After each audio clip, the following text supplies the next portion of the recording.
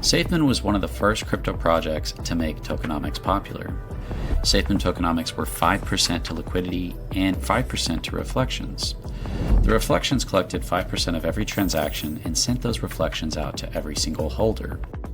The idea was extremely powerful. Buy, hold, and get more and more tokens as volume from buys and sells happen.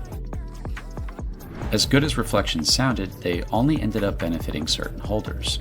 Because the early buyers had obtained so much of the supply and becoming top holders, or aka whales, they were getting far more reflections than anyone else because the reflections were distributed on how much of the supply you held. This meant that the reflections everyone was getting was only beneficial if you were able to sell them.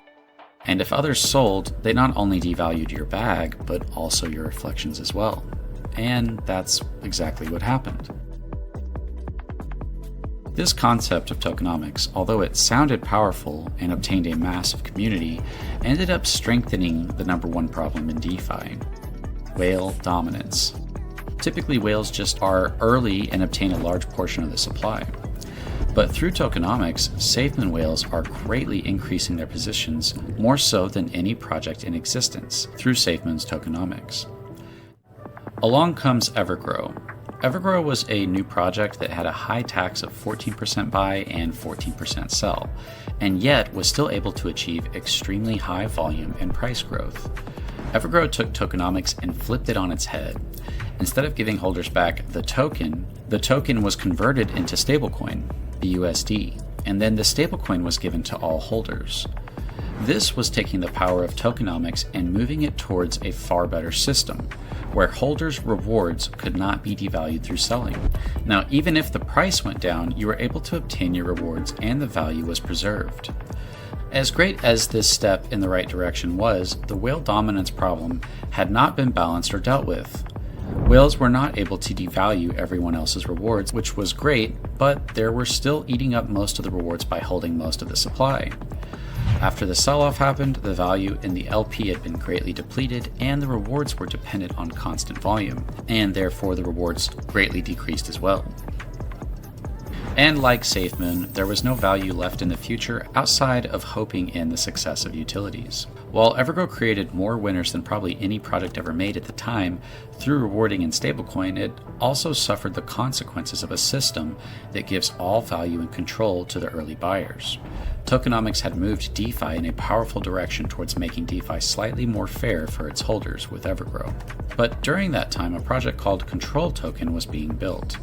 Looking at everything Safemoon and Evergrow had accomplished, Control Token pushed tokenomics to its full potential to be the first project that starts to balance whale dominance.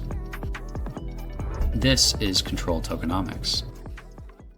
First, let's explore what the tokenomics are, then let's show how this balances the main problem everyone is facing, which is whale dominance. Sell less fees.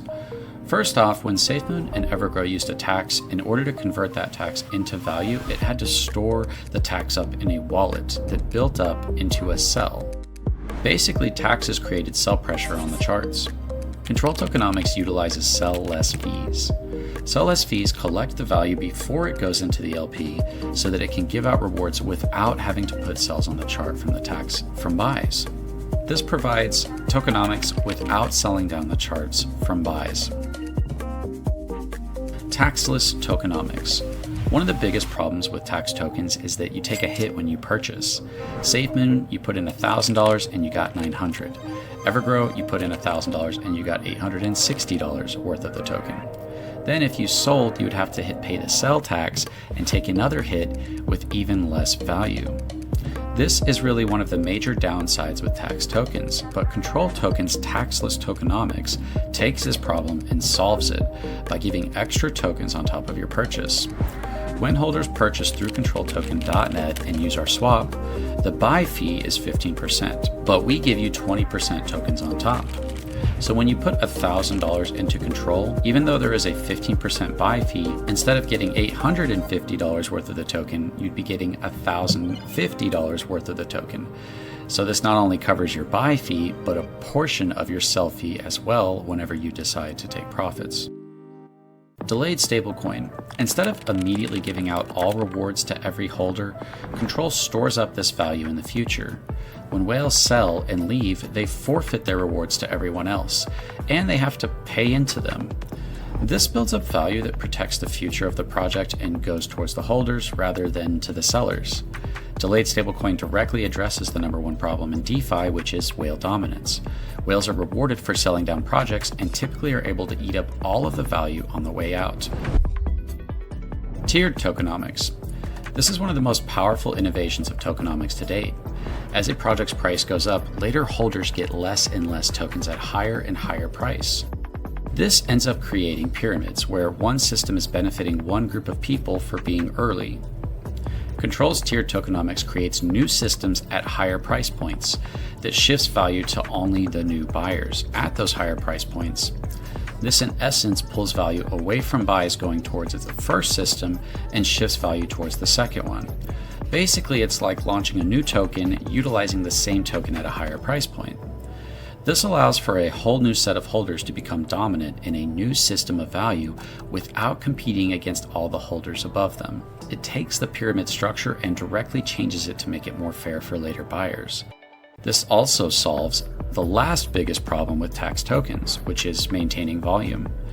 By utilizing tiered tokenomics, you can incentivize constant volume because significant value is going to new buyers. Typically, your holders don't want to buy more, they just hope that new people continue to buy until they decide to sell. But if you are creating a new system that shifts significant value to new buyers, then everyone inside and outside the project is incentivized to participate because there is so much value going towards buying the token instead of only having to be early. Dynamic tokenomics. Control's dynamic tokenomics takes a completely different approach for DeFi and sees projects as being at different stages, so that each stage requires a different set of tokenomics to best benefit that stage. Control token started as just an idea, but now has become a reality. Control has moved beyond just a token. Control has utilized tokenomics to balance the main problems in DeFi, but Control is building a tokenomics utility to bring these same solutions to every project in the DeFi world. It's also building a chain where Control tokenomics can be pushed to boundaries DeFi has not seen before. Projects can build 30, 40, 50% value into different liquidity systems that go towards those who help the project grow rather than selling. An entire generation of new cryptos will be made that can push the boundaries on balancing whale dominance, selling versus holding, uniting communities versus dividing them, and shifting all of DeFi away from speculation, pump and dump towards community and purpose-driven projects. Join the Control movement today and help us make DeFi better. Join Control Token at www.controltoken.net using our swap and get the extra 20% tokens on top, and join Control Chain at seed.controltoken.net today.